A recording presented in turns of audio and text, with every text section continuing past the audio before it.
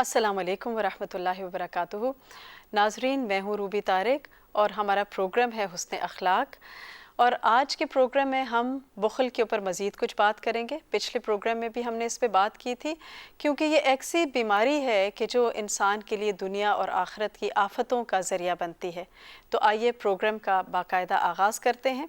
नहमदुहु व नुसल्ली अला रसूलिहिल करीम, अम्मा बाद, फ़अऊज़ु बिल्लाहि मिनश शैतानिर रजीम, बिस्मिल्लाहिर रहमानिर रहीम, रब्बि इश्रह ली सदरी व यस्सिर ली अमरी वहलुल उक़दतम मिन लिसानी यफ़क़हू क़ौली।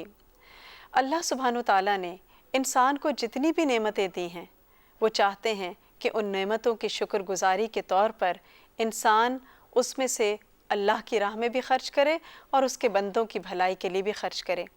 यानी वो नेमतें जो हैं वो वापस बंदों की तरफ लौटाए। और उसी में जो इंसान अल्लाह की तरफ से दी जाने वाली नेमतों का हक़ अदा करता है, अपने दिल को बड़ा करता है, दूसरों के लिए भलाई का मामला करता है, तो वो फिर उसका दिल खुलता चला जाता है और वो नेकी के रास्ते में और ज़्यादा तेज़ी से बढ़ता चला जाता है। लेकिन दूसरी तरफ वो शख्स है कि जो बुख़ल से काम लेता है, जो ख़ुद गर्ज़ होता है, जिसका दिल भिजा हुआ होता है और वो फिर सिर्फ़ अपनी ज़ात के लिए माल खर्च करना चाहता है। वो सारी नेमतें सिर्फ़ अपनी ज़ात के लिए रखता है। इसराफ़ में, नमूद व नुमाइश में, शो ऑफ़ में, ख़ुद गर्ज़ी में, इन तमाम चीज़ों में जब अपनी नेमतों को इस्तेमाल करता है तो अल्लाह सुब्हानहू तआला उसके लिए तंगी पैदा कर देते हैं। दुनिया में भी तंगी होती है और आखिरत में भी तंगी होती है। उसके सारे काम जो हैं वो तंगी के ऊपर मबनी होते हैं, रुकावटें आती चली जाती हैं, इसलिए क्योंकि वो दूसरों के लिए मुश्किल बना देता है, दूसरों के लिए ज़िंदगी को मुश्किल कर देता है।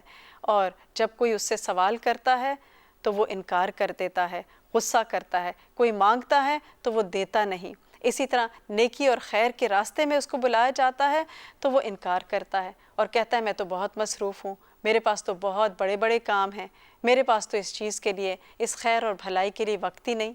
तो इसके बरक्स अगर शर के रास्ते की तरफ उसको बुलाया जाए, किसी गुनाह के काम के लिए बुलाया जाए, तो वो फ़ौरन तैयार हो जाता है, फ़ौरन रेडी हो जाता है। तो ये किस वजह से होता है? उस तंगी की वजह से जो अल्लाह सुब्हानहू तआला ने उसके लिए रख दी, उसके बुख़ल की वजह से।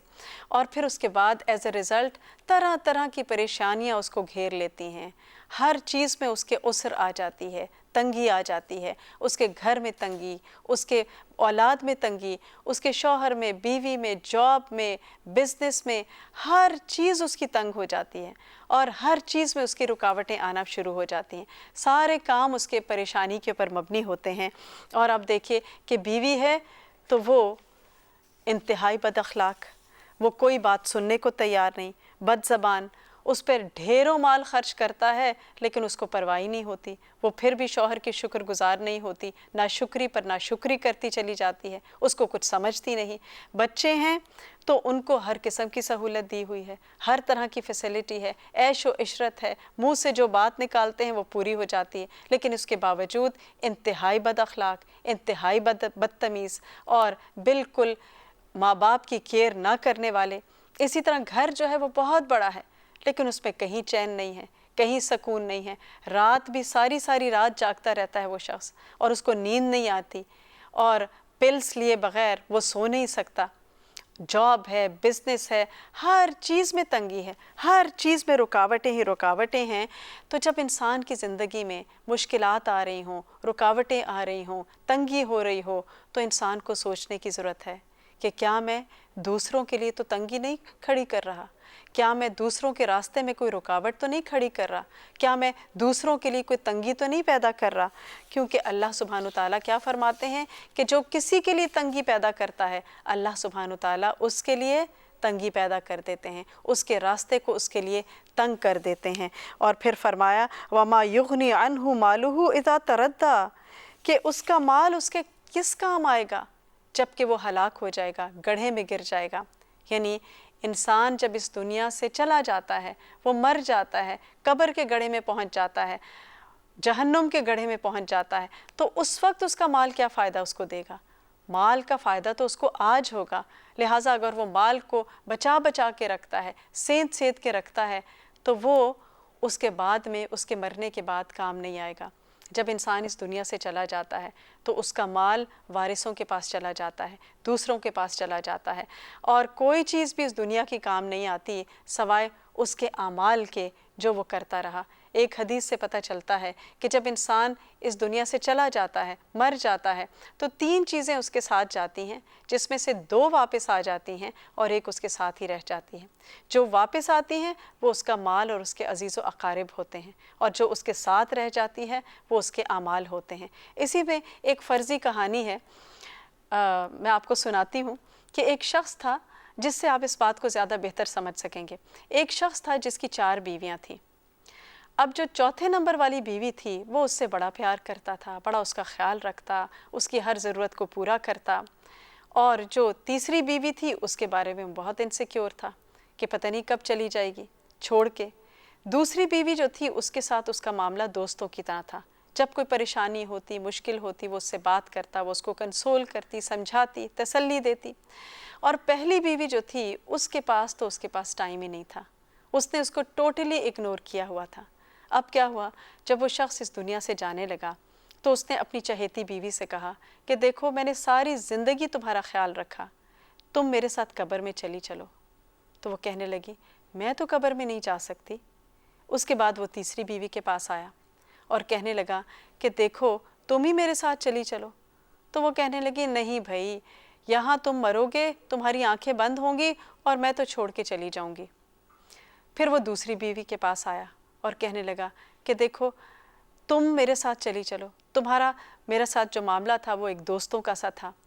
تو وہ کہنے لگی کہ ایک حد تک تو میں جا سکتی ہوں، اس سے آگے میں بھی نہیں جا سکتی۔ پھر وہ اپنی پہلی بیوی کے پاس آیا اور کہنے لگا دیکھو ساری زندگی میں نے تمہیں اگنور کیا، میرے پاس تمہارے لیے وقت ہی نہیں تھا، لیکن آج تم میرے ساتھ چل سکتی ہو؟ تو وہ کہنے لگی ہاں میں تمہارے ساتھ چلتی ہوں۔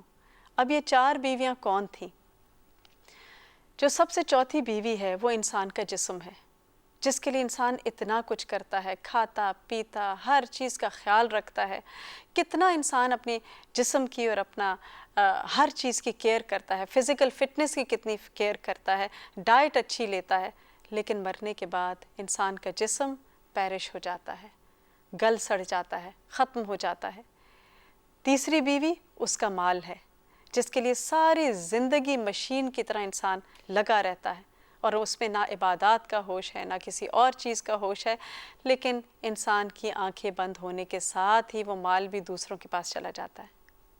اسی طرح دوسری بیوی جو ہے وہ انسان کے عزیز و اقارب ہیں، کہ جو مرنے کے بعد اس کے لیے کفن کا انتظام کرتے ہیں اور اس کو لے کے قبرستان تک لے کے جاتے ہیں اور وہاں اس کو قبر میں دفن کر کے واپس آ جاتے ہیں۔ اور پہلی بیوی جو ہے وہ انسان کے اعمال ہیں، جس کے لیے انسان کے پاس پوری زندگی وقت نہیں ہوتا، باقی ساری چیزیں اس کی پرائیورٹی پہ ہوتی ہیں، لیکن اس کے لیے نیک عمل کرنے کے لیے وقت نہیں ہوتا۔ تو وہی نیک عمل یعنی ان کے اعمال جو ہیں وہ انسان کے ساتھ اس کے قبر میں جاتے ہیں۔ تو ہمیں فکر کس کی کرنی ہے؟ اپنے عمل کی، اچھے اعمال کی، تاکہ وہاں ہمارے لیے کچھ ذخیرہ ہو سکے۔ تو اس کے اوپر ہم مزید بات کریں گے ناظرین، لیکن ایک بریک کے بعد۔